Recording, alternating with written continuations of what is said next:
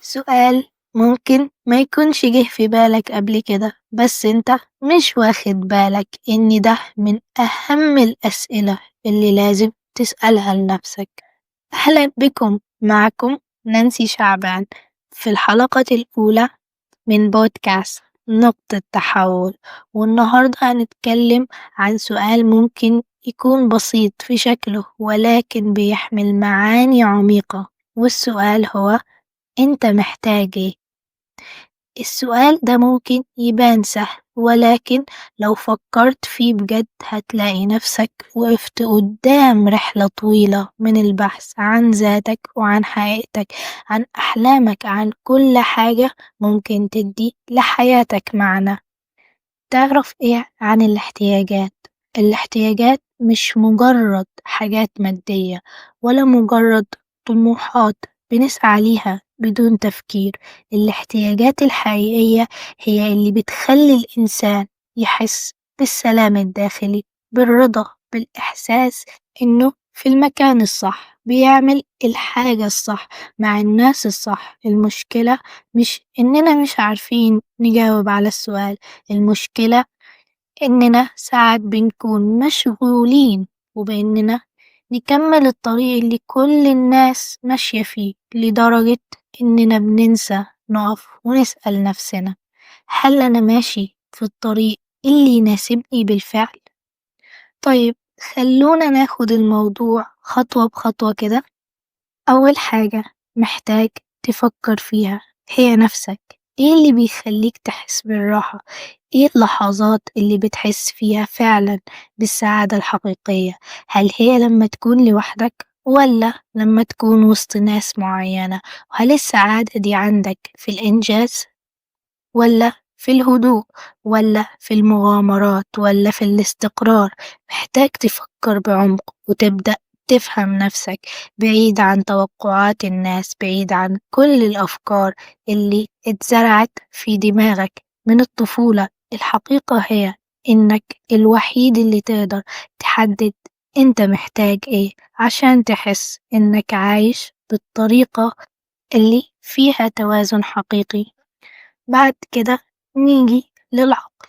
العقل بيحب التخطيط، بيحب المواضيع، بيحب يبقى ليه هدف يتحرك ناحيته. لكن ساعات لو العقل بيفضل يفكر في كل التفاصيل يبقى عبء بدل ما يكون عامل مساعد. محتاجين نعرف إننا مش لازم يكون عندنا كل الإجابات، لأن الحياة مش عبارة عن خطة محكمة، بل هي تجربة مليئة بالمفاجآت والتغيرات. العقل دائما بيدور على التطوير، على المعرفة، على تحسين الحياة بطريقة منطقية. لو حسيت إنك تايه، ممكن يكون عقلك محتاج تحدي جديد، فكرة جديدة تكسر الروتين اللي حابس فيه نفسك. ده بالنسبة للعقل. طيب كده نيجي بقى ونوصل للقلب.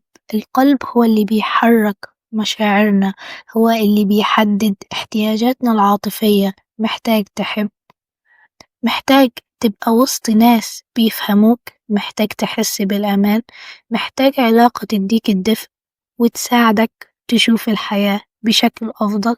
كل ده حاجات أساسية، لأن الإنسان مش مجرد عقل بيدور على النجاح، هي روح بتحتاج القرب، التفاهم، الحب، وحتى الفقدان. واحنا ساعات بنحاول نخلي قلبنا ينسى احتياجاته ونقول لنفسنا إننا نقدر نمشي في الحياة لوحدنا، ولكن الحقيقة إن القلب محتاج اهتمام زي العقل، محتاج علاقة صحية، محتاج ناس يكون بينهم وبينك طاقة مريحة، مش بس استنزاف.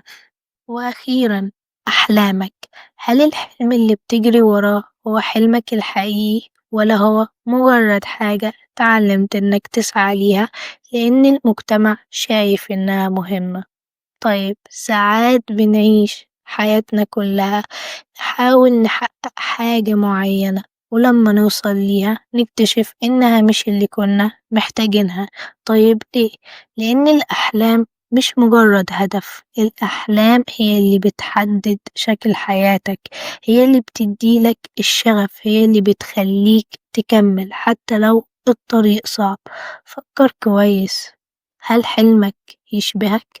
هل هو الحاجة اللي فعلا هتديك إحساس بالرضا لو وصلت ليها؟ وليه؟ محتاج تراجع نفسك، تشوف ايه اللي يستحق فعلا إنك تجري وراه. وفي النهاية السؤال، انت محتاج ايه؟ مش لازم تكون إجابتك واضحة أو مباشرة، لكن لازم يكون البداية في رحلتك لفهم نفسك أكتر. اسأل نفسك باستمرار، خليك صادق مع نفسك، ما تخليش حد يحدد ليك احتياجاتك، لأن في النهاية انت الوحيد اللي هتقدر تجاوب على السؤال ده. وشكرا إنكم كنتوا معانا النهاردة. استنونا في حلقة جديدة من بودكاست نقطة تحول، ودايما افتكروا إن الإجابة دايما جواكم.